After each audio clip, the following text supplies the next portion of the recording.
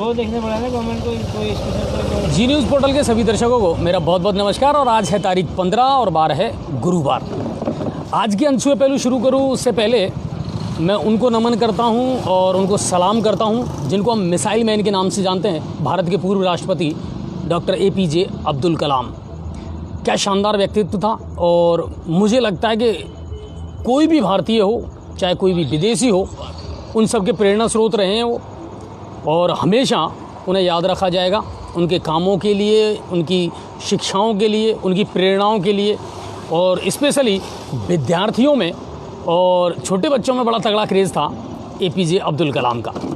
चलिए तो सबसे पहले उनको नमन, और अब बढ़ते हैं खबरों की तरफ। राज्य स्तर पर क्या कुछ खबरें थी, जिले स्तर पर क्या खबरें थी, और क्या कुछ चल रहा है इन दिनों राजस्थान में या देश की राजनीति में। राज्य स्तर पर अगर आज देखा जाए तो राज्य में पहली बार मनाया गया राजस्व दिवस, रेवेन्यू डे। और आज 11 बजे वीडियो कॉन्फ्रेंस के जरिए मुख्यमंत्री गहलोत और राजस्व मंत्री हरीश चौधरी जो है वो राजस्व अधिकारियों और पटवारियों से उन्होंने संवाद किया। ये लाइव भी दिखाया था आज पदम जी, शायद आपने सुबह। राजस्व जो ये डे मनाया गया है, इसमें एक विशेष कारण और है। दरअसल अब किसानों के लिए राज्य सरकार ने एक शानदार सौगात दी है कि अब किसानों के बहुत सारे काम ऑनलाइन हुआ करेंगे, मोबाइल ऐप के ज़रिए हुआ करेंगे। आपको बार बार तहसील के या पटवारियों के चक्कर लगाने की ज़रूरत नहीं पड़ेगी। चाहे नकल निकलवाना हो, चाहे कृषि ऋण के बारे में कोई जानकारी लेनी हो आपको, तो इन चीज़ों को आप ऐप के माध्यम से कर सकते हैं। यानी किसानों की जो भागा दौड़ी है वो कम होगी, और पटवारियों के पास में जो काम करवाने में टाइम लगता था अब वो नहीं लगा करेगा। तो ये सौगात आज मिली है राज्य सरकार के द्वारा। अगर इनफील्ड ढंग से एग्जीक्यूट किया गया तो अच्छी योजना है, और अगर एग्जीक्यूट ही नहीं किया गया तो किसानों के लिए तो इतनी सारी योजनाएं चल रही हैं साहब, लेकिन वो किसानों तक पहुंचती ही नहीं है, और उन योजनाओं के बारे में किसानों को जानकारी ही नहीं मिल पाती है। ये सबसे बड़े अफसोस की बात है। तो ये राज्य से एक बड़ी खबर थी। दूसरी कि नगर निगम के चुनावों में भाजपा की, भारतीय जनता पार्टी की ओर से आज एक बड़ी खबर आई है साहब। और बड़ी खबर ये रही कि किसी भी वार्ड को बदल करके अब कोई चुनाव नहीं लड़ेगा। यानी एक वार्ड का व्यक्ति दूसरे वार्ड में जाकर के चुनाव नहीं लड़ेगा, और 65 वर्ष से अधिक आयु के कार्यकर्ता को टिकट नहीं देगी भारतीय जनता पार्टी निगम के चुनावों में। ये उन्होंने आज एक गाइडलाइन जारी की है। तो चुनावों का तरीके से इसको देखा जाएगा। अब बात करते हैं भरतपुर की। संभाग है हमारा और बड़ा जिला है। भरतपुर में क्या कुछ घटित हुआ। गुर्जर आरक्षण की आहट से प्रशासन वहाँ चौकन्ना हो चुका है साहब। जिला कलेक्टर नथमल डिडेल जो हैं, उन्होंने पुलिस अधिकारियों के साथ में आज अट्टा पीपलपुरा, जहाँ 17 तारीख को प्रस्तावित है महापंचायत, उस जगह का दौरा भी किया। और इसके अलावा जितने भी प्रशासनिक अधिकारी हैं उनको मुख्यालय छोड़ने के लिए बिल्कुल सख्त आदेश दे दिए हैं कि वो मुख्यालय नहीं छोड़ सकते हैं। वहाँ की जो तमाम इंतजामात हैं उन पर उनको नज़र बना करके रखनी है, क्योंकि आगामी 17 तारीख को बड़ी महापंचायत होगी गुर्जर समाज की अट्टा पीलूपुरा में। ये ढूंढने का कारण लाइव चलाना था सर। आज पूरे 30 मिनट लेट हो, आपका लाइव आने का टाइम 9 बजे है। गौरव सिंह जोरवाल जी, ये हमारे अच्छे फ़ैन हैं, अच्छे दर्शक हैं। बिल्कुल गौरव जी, उसका एक कारण था। अभी हमने आपको लाइव दिखाया था। और ये याद रखिए, आप हम जब लाइव करते हैं उसमें और आपके पहुंचने तक में लगभग 5 से 10 मिनट का अंतर अमूमन हो जाता है। तो बिल्कुल लेट है, इस बात का हमें भी पता था, लेकिन लगातार खबरें आई शाम के टाइम लेट, तो बताना ज़रूरी था। लाइव दिखाया था आपको। तो गुर्जर आरक्षण की आहट से अब प्रशासन थोड़ा सा चौकन्ना है भरतपुर में। अब भरतपुर से इसके अलावा और कोई बड़ी खबर नहीं थी। अब बात करते हैं करौली ज़िले की। करौली ज़िले में क्या कुछ घटित हुआ। बहुत सारे दर्शक हैं जिन्होंने कहा कि साहब हिंडौन करौली से आप जुड़िए, तो अब हम लगातार करौली की खबरें, भरतपुर की खबरें भी आपको बताने का प्रयास ज़रूर करते हैं, वहाँ से निकालते हैं। नशे के कारोबार पर जिला पुलिस ने आज बड़ी कार्रवाई की है करौली में। वहाँ के पुलिस अधीक्षक मृदुल कछावा जी के नेतृत्व में कुड़गांव पुलिस ने के सहयोग से एक बड़ी कार्रवाई को अंजाम दिया गया, और 133 ग्राम स्मैक के साथ में एक आरोपी को पकड़ा गया है। और व्यक्ति जो है वो झालावाड़ का रहने वाला था और यहाँ सप्लाई करता था। जो बाज़ार कीमत है स्मैक की वो 10 लाख रुपए बताई गई है। और अच्छी कार्रवाई है। अगर लगातार इस तरह की कार्रवाइयाँ होती रहें और सभी ज़िले एक साथ मिलकर के अगर संयुक्त कार्रवाइयाँ करें ना साहब, तो मेरे ख्याल से जो ये आदान प्रदान और आयात निर्यात है स्मैक का, वो भी रुक जाएगा। अगर ज़िले की संयुक्त टीमें काम करें तो अच्छी जो है रिजल्ट आ सकते हैं, इसके अच्छे परिणाम आ सकते हैं। अगर तो ये ऊपर के अधिकारी अगर चाहें तो एक दिन में ही बंद हो जाए ना। नहीं बिल्कुल। हालांकि देखिए पदम जी, इतना बड़ा जाल फैला हुआ है कि इसको ख़त्म करना इतनी जल्दी वो संभव नहीं है, लेकिन भय तो व्याप्त हो सकता है। प्रशासनिक अधिकारियों को सब पता है, उनकी सीआईडी वालों को सब पता है कौन कहाँ पर। नहीं, बिल्कुल बिल्कुल, लेकिन वक्त ज़रूर लगता है, लेकिन अगर करते रहें तो बिल्कुल सफलताएं मिलेंगी। बिल्कुल, करौली जिले से थी। और सपोट्रा भूकना पुजारी हत्याकांड जो है उस पर भी बिल्कुल हमारी नज़र बनी हुई है। उसमें आज हाई कोर्ट में आज सुप्रीम कोर्ट के एक वकील हैं पवन प्रकाश जी पाठक, उन्होंने एक जनहित याचिका दायर की है और कोर्ट के ज़रिए ये मांग की है कि साहब इस केस की सीबीआई जांच। अब बात करते हैं सवाई माधोपुर ज़िले की। माधोपुर ज़िले में नाबालिगा से दुष्कर्म का मामला है, वो बिल्कुल जोर पकड़ता जा रहा है और एक बड़ी घटना है सवाई माधोपुर ज़िले की, और उस पर भी लगातार नज़रें हमारी बनी हुई हैं कि किस दिन कितनी गिरफ्तारियां पुलिस कर रही है। और लगातार अब गिरफ्तारियों का सिलसिला शुरू भी हुआ और अब तक इसमें 9 लोग गिरफ्तार हो चुके हैं। कल एक ट्रक ड्राइवर को गिरफ्तार किया था, रईस खान गोगोर का रहने वाला था, सूरवाल के पास में गोगोर वहाँ का रहने वाला था, और उसने भी दुष्कर्म की इस घटना को अंजाम दिया, यानी वो भी संलिप्त तो था इस मामले में। और पूनम चौधरी ने ही उसकी मुलाकात जो नाबालिगा है उससे करवाई थी, तो उसको भी आज न्यायिक अभिरक्षा में भेज दिया गया है। और 29 अक्टूबर तक के लिए जो ट्रक ड्राइवर है उसको 29 अक्टूबर तक के लिए पॉक्सो एक्ट ने कोर्ट जो है उन्होंने अब 29 तारीख तक के लिए न्यायिक अभिरक्षा में भेज दिया है। और लगातार 9 गिरफ्तारियाँ हो चुकी हैं अब तक इस मामले में। हालांकि देखना ज़रूर होगा और बहुत सारे पहलू ऐसे हैं जो निकल कर के सामने आ सकते हैं अभी इस मामले में।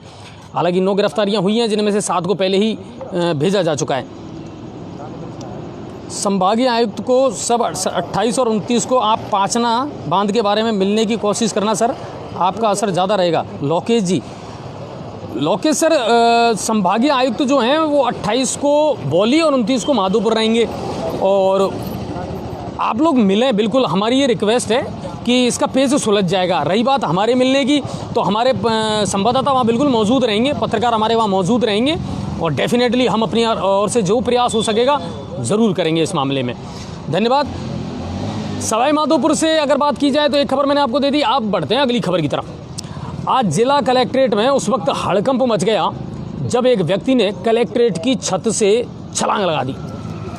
आदर्श नगर का रहने वाला ये व्यक्ति था और नाम था नाम है रामस्वरूप। क्योंकि उसके कारण ज़रूर पता नहीं चले, लेकिन आप देखिए कि अचानक जब वो आकर के नीचे गिरा तो वहाँ जितने सैकड़ों लोग मौजूद थे वो सब सकते में आ गए कि आखिर ऐसा हुआ क्या। लेकिन वो घंटों तक दर्द से कराहता रहा, तड़पता रहा, लेकिन उनमें से किसी भी व्यक्ति ने उसकी मदद नहीं की। आखिर में माउंट टाउन थाना पुलिस वहां पर पहुंची, उक्त व्यक्ति को राजकीय अस्पताल में भर्ती करवा दिया गया घायल अवस्था में। लेकिन कारण क्या थे ये अभी तथ्य सामने निकल करके नहीं आए हैं। ये एक चौंकाने वाली खबर आई कलेक्ट्रेट से। अब एक और इससे भी बढ़िया चौंकाने वाली खबर आई साहब, और ये आई है बौली से। बौली एसडीएम राजेश मीणा ने आज एक शानदार सा आदेश निकाल दिया साहब, कह सकते हैं कि तुगलकी फरमान, कि अब बजरी की जो अवैध कारोबार है इसको रोकने में भूमिका रहेगी अध्यापकों की, सरकारी अध्यापकों की। सरकारी अध्यापकों की ड्यूटी लगा दी गई है अब बजरी के जो चुंगी नाके हैं उन पर, जहाँ से बजरी की ट्रॉलियाँ निकलती हैं। यानी हास्यास्पद स्थिति आप देखिए कि जिस काम को पुलिस नहीं रोक पा रही, पुलिस रोक नहीं पा रही, उसको रोकने के लिए ड्यूटी लगा दी सरकारी टीचर की। अब जब ये मामला तूल पकड़ा और दिन भर से जो जितने भी शिक्षक संघ हैं उन्होंने आक्रोश जब जताया, तो शाम होते होते शिक्षा मंत्री डोटासरा का बयान आ गया, उनका ट्वीट आ गया कि ये एक गलत आदेश निकाला गया था। उन्होंने कलेक्टर से संपर्क करके और तुरंत इस जो ऑर्डर था इसको विड्रॉ कर लिया, यानी इसे वापस ले लिया गया है। लेकिन मसालेदार तो खबर थी साहब ये, क्योंकि चौंकाने वाला निर्णय लिया था एसडीएम राजेश मीणा ने और उन्होंने लगा दी अध्यापकों की ड्यूटी। हालांकि बजरी का जो कारोबार है वो तो चलता रहेगा, ड्यूटी आप किसी की भी लगा दें साहब, जब तक चौथ वसूली नहीं रहेगा जब तक ऐसे ही चलता रहेगा। बिल्कुल, तो ये चलता रहेगा और 2500 की जो बजरी सख्त कदम उठाने पड़ेंगे कुल मिला करके रहेगी। तो ये है बात। 8-8 घंटे की ड्यूटी लगा दी थी उन्होंने अध्यापकों की और आदेश निकाल दिए थे, लेकिन अब वो आदेश काई में लगाओगे आप, चुनाव की ड्यूटी में लगा दिया, वापस ले लिए गए हैं, खाना बनाने में लगा दिया उनको। चलिए, पढ़ाई के नाम पर चौपट। हाँ, करोड़ों रुपए इन चीज़ों पर बहुत खर्च हो रहे हैं साहब, लेकिन इसका कोई रिजल्ट ऐसा निकल करके तो आ नहीं रहा। कहीं ना कहीं ये एक रास्ता है करप्शन को बढ़ाने का। सरकारी अध्यापकों को खाने बनाने में लगा दिया, जनाजों को ड्यूटी में लगा दिया, पढ़ाई कहाँ हो रही है। इसीलिए जो परिजन है प्राइवेट स्कूलों की तरफ बच्चों को शिफ्ट कर रहे हैं अपने। चलिए बढ़ते हैं अगली खबर की तरफ और अब रुख करते हैं गंगापुर सिटी का, यानी हमारे कुशालगढ़ का। आज यहाँ से क्या क्या खबर है साहब? तो शहर में लगातार हो रही चोरियों को लेकर के आज पूर्व विधायक मान सिंह गुर्जर ने उन दुकानदारों से मुलाकात की। मुख्य बाज़ार में वो गए जहाँ जहाँ चोरियाँ हुई हैं इन दिनों, उन पीड़ितों से वो मिले हैं और उन्होंने आक्रोश भी जताया है और कहीं ना कहीं पुलिस महकमे पर सवालिया निशान खड़े किए हैं कि ये कहीं ना कहीं कानून व्यवस्था जो है इन दिनों वो गंगापुर शहर की चरमराई हुई है। इसको लेकर के कल पूर्व विधायक के नेतृत्व में भाजपा के जितने भी कार्यकर्ता हैं वो एसडीएम को ज्ञापन भी देने वाले हैं। शहर में बढ़ रही आपराधिक घटनाओं को लेकर के मामला हो या सीवरेज का मामला हो, टूटी हुई सड़कों की बात हो, कुल मिलाकर के वो तमाम मुद्दे जो आम आदमी से जुड़े हुए हैं उनको लेकर के कल ज्ञापन दिया जाएगा कि इन अव्यवस्थाओं को सुधारा जाए। चोरियों के मामले में हमारी पुलिस उपाधीक्षक कालूराम मीना से बात हुई थी जी, और उन्होंने बताया कि इसके लिए टीम गठित कर दी गई है और शीघ्र ही चोरों को पकड़ने के प्रयास किए जा रहे हैं। बिल्कुल, मुझे बहुत ज़्यादा उम्मीद है। पुलिस उपाधीक्षक कालू राम जी अच्छा काम कर रहे हैं। इस तरह हिमांशु जी की अगर बात की जाए तो देखिए हमने जब भी उनको आजमाया है और किसी बड़े केस के बारे में जब हमने उनको कोई बात बताई है तो अधिकारियों ने एक्शन तो लिया है और हमें बहुत भरोसा है कि वो ज़रूर एक्शन लेंगे। और ये मामला ऐसा है जो लगातार हो रहा है। अगर पुलिस टीम बना करके काम करेगी कॉम्बिनेशन के साथ तो डेफिनेटली सफलता भी मिलेगी। चलिए तो ये बात है। अब बढ़ते हैं अगली खबर की तरफ। गंदे पानी की सप्लाई को लेकर के आज अग्रसेन कॉलोनी के लोगों ने आक्रोश जताया और महिलाएं उतरी सड़कों पर। पदम जी ने लाइव भी दिखाया। पदम जी, गंदे पानी का तो अभी कोई रोने वाला है ही नहीं मेरे ख्याल से। गंदे पानी की समस्या का कोई समाधान नहीं है। आम पब्लिक बहुत त्रस्त है। अग्रसेन कॉलोनी ले लो, तिल्ले नगर ले लो, कसाई पाड़ा ले लो, नया बाजार ले लो, हाड़ती कॉलोनी ले लो, कोई सी कॉलोनी में चले जाओ, अगर उस पानी को आपने डायरेक्ट पी लिया तो बीमार पड़ोगे आप। नहीं, पर अब इसका समाधान क्या हो, ये सबसे बड़ी प्रॉब्लम आ रही है क्योंकि लगातार खबरों को दिखाने के बाद भी असर नहीं हो रहा। अपन के जी न्यूज पोर्टल ने लाइव भी दिखाया था, वहाँ पे जहाँ स्टोर पानी है वहाँ पे बराबर गंदा पानी भरा हुआ है, मटमैले रंग का भरा हुआ है। हमारा खाद्य निरीक्षक से निवेदन है, जब आप दुकानदारों का सैंपल भर सकते हो तो पानी का सैंपल क्यों नहीं भर? और एक बात और मैं बताऊं कि बहुत सारे एरिया ऐसे हैं जिनमें गंदे पानी की तो सप्लाई हो ही रही है, लेकिन बहुत सारे एरिया ऐसे हैं जिनमें 3 दिन से पानी की सप्लाई नहीं भी हो रही है। सैनिक नगर में 3 दिन से पानी नहीं आया है और मेरे ख्याल से अगर नंबर हो तो हम किसी से बात करें। सबसे बड़ी बात यह है, पाइप गंगापुर सिटी में करीब 1 दर्जन से ज़्यादा पाइपलाइन लीकेज पड़ी हुई है। और हाँ, वो भी हमने लाइव दिखाई थी, उसे भी ठीक नहीं किया गया है। बार बार लोगों के कहने के बाद में आधा से ज़्यादा तक गंदा पानी इस लीकेजों के कारण हो जाता है। हमारा निवेदन है प्रशासनिक अधिकारियों से, फ़ोन मिलाएं, प्रशासनिक अधिकारियों किसी से बात करवाएं, आप एईएन से या एक्शन से बात कर लें। जो भी लीकेज पाइपलाइन है उनको तुरंत ठीक करवाएं, जिससे आम जनता को राहत मिल सके गंदे पानी से। पदम जी, थोड़ा सा फ़ोन मिलवाने में उनको हेल्प करें आप। आज बात करते हैं, एक्शन साहब से कर लें या फिर एईएन साहब से मिला लीजिए, आप उनको नंबर दे दें।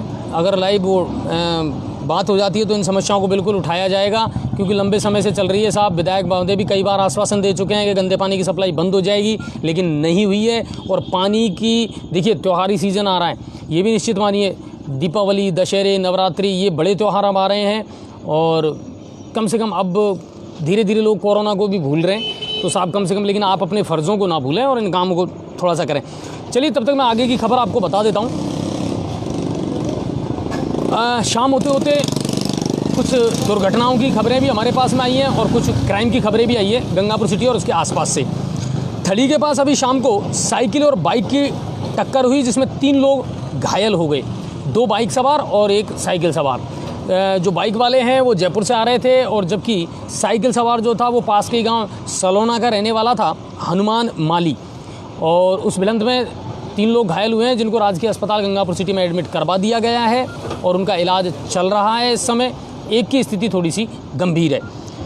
और इसी तरह एक और खबर आई क्राइम की कि खेत में भैंस चली गई और इतनी सी बात पर चली लाठियां। साहब बरनाला का ये मामला था और बताया जो पीड़ित हैं उन्होंने कि साहब हमारी भैंस जो है वो खेत में चली गई और दूसरे पक्ष के जो लोग हैं उसी गांव के रहने वाले, भैंस नहीं, आरोपियों की भैंस आ गई थी खेत में, उनके खेत में। हाँ, तो इसी बात को लेकर जब उन्होंने उलाना दिया कि भाई तुम्हारी भैंस चली गई है, हमारी फसल को नष्ट कर रही है, आप इसको वापस। तो दादागिरी उन्होंने की जिनकी भैंस है जी बिल्कुल। तो उन्होंने जम के लाठी डंडों का इस्तेमाल किया साहब। गाड़ी धारदार हथियार चले हैं बराबर। बिल्कुल। और 4 और लोग इसमें घायल हुए। बिल्कुल, बरनाला के रामस्वरूप, मकोल मीणा, नमो नारायण मीणा और लक्ष्मी देवी, ये एक तरफ से घायल हुए हैं, 4 लोग घायल हुए हैं। और उसी गांव के मांगीलाल उसके बेटों और बहुओं के खिलाफ ये मामला है कि साहब उन्होंने ऐसा किया था, लाठी गंडासी से हमला किया था, लेकिन अभी पर्चे बयान इसमें दर्ज नहीं हुए हैं। फ़ोन नहीं उठा रहे शायद वो एक्सचेंज साहब फ़ोन नहीं उठा रहे हैं। और अब दूसरे अधिकारी को लगाते हैं,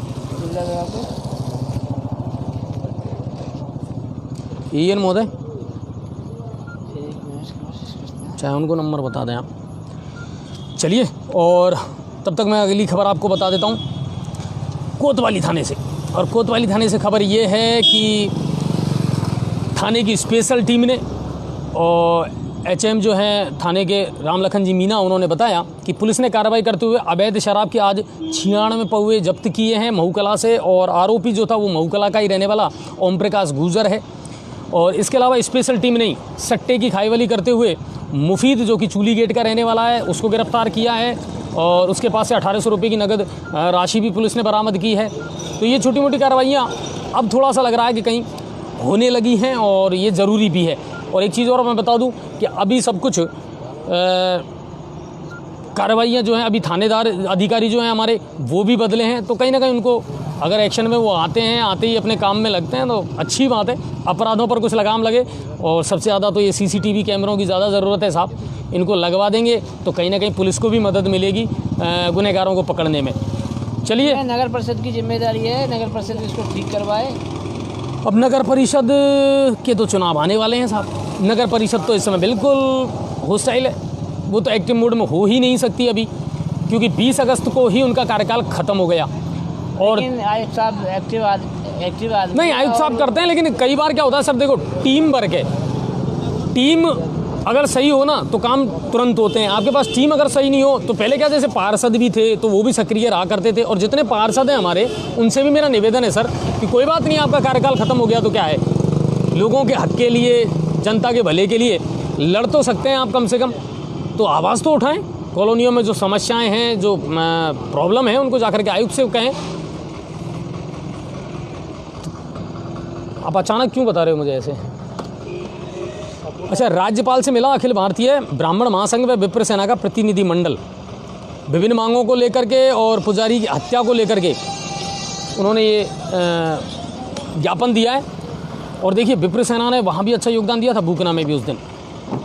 चलिए, अब गंगापुर से अगली खबर की बात करते हैं। आज पूर्व राष्ट्रपति कलाम की जयंती पर राजकीय महाविद्यालय में NCC, NSS व स्काउट के संयुक्त तत्वाधान में नो मास्क नो एंट्री अभियान का आगाज़ किया गया। BS मीना साहब जो हैं प्राचार्य, वो सहायक प्राचार्य रामकेश आदिवासी, इसके साथ बहुत सारे जो व्याख्याता थे वो मौजूद थे। और NCC और NSS के तमाम कैडेट्स और सदस्य जो हैं वो मौजूद रहे। और एक शानदार आगाज़ किया गया, नो मास्क नो एंट्री। लेकिन मास्क का उपयोग ज़्यादातर लोग कर नहीं रहे हैं, ये सोचने का विषय ज़रूर है। लोगों को अपनी सेफ्टी खुद करनी चाहिए। हाँ, कल कुछ लोगों ने कमेंट्स करे थे मेरे बारे में कि साहब मास्क लगा लीजिए। जब मैंने मास्क लगा रखा है तो आपको पता है कि मैंने मास्क लगा रखा है। हम दोनों एक अच्छी डिस्टेंस भी मेंटेन करते हैं। और ये भी आपको अच्छी तरीके से पता है कि मैंने लगभग 3-4 दिन मास्क से ही की थी। लेकिन बहुत सारे दोस्तों के कमेंट ऐसे आए कि नहीं साहब, आवाज़ जो है वो साफ़ नहीं आती, कुछ शब्द कम समझ में आते हैं। डिस्टर्ब तो होता है, तो इतनी सी देर के लिए मुझे माफ़ कर दिया करें, आप छूट दे दिया करें, मुझे मालूम है, लेकिन मैं अपनी जिम्मेदारियां बहुत बेहतरीन तरीके से समझता हूं। चलिए, अब बात करते हैं गंगापुर सिटी नगर परिषद की। क्या कुछ चल रहा है, उनसे बात नहीं हो पाई है दोस्तों, लेकिन कल हम मिल लें व्यक्तिगत रूप से, कल मिल लेंगे उनसे और ये समस्याएँ ज़रूर बताएंगे उनको। चुनावी सरगर्मियाँ अब गंगापुर सिटी में तेज़ हो चुकी हैं नगर परिषद की। हालाँकि देखिए, अभी डेट फिक्स नहीं हुई है कि कब होंगे ये चुनाव। और मेरा जो पत्रकार मन है वो ये कहता है कि यदि निगम के चुनावों में परिणाम कांग्रेस के पक्ष में आता है तो निकायों के चुनाव जल्दी होंगे। और यदि कांग्रेस की नैया थोड़ी सी डगमगाती है इन निगम के चुनावों में, तो मैं आपको ये बता देता हूँ कि निकायों के चुनाव भी फिर खिसकेंगे और लेट होंगे और डिले होंगे। लगता है मुझे, ऐसी आशंका है। बाकी कोशिश हमारे सबकी यही है कि जल्द से जल्द हो जाए तो अच्छी बात है, ताकि शहर को एक मुस्तकबिल भी मिल जाए और पार्षद जो हैं आ जाएं चुन करके, तो वो लोगों की समस्याओं को बता सके, उनका निराकरण हो सके। 60 बाढ़ हो चुके हैं और 60 बाढ़ों में ही हलचल मच चुकी है, और जो भी पार्षद के जो जिम्मेदार व्यक्ति बिल्कुल हैं, अब चेहरे सामने आने लगे हैं, थोड़े सामने आने लगे हैं और लोगों से वोट देने की अपील कर रहे हैं। अच्छा, तो पदम जी चुनावों पर पूरी नज़र रहेगी पूरी इस बार? नज़र रहेगी बराबर, और लोग बाग जनता जवाब देगी। जिन जो पूर्व पार्षदों ने कौन कौन ने काम करवाया, कौन कौन ने होते वादे किए, जनता उनको जवाब देगी। बिल्कुल, और बहुत सारे देना भी चाहिए। नहीं, बिल्कुल जनता ने विश्वास 5 साल के लिए जता दिया जनता।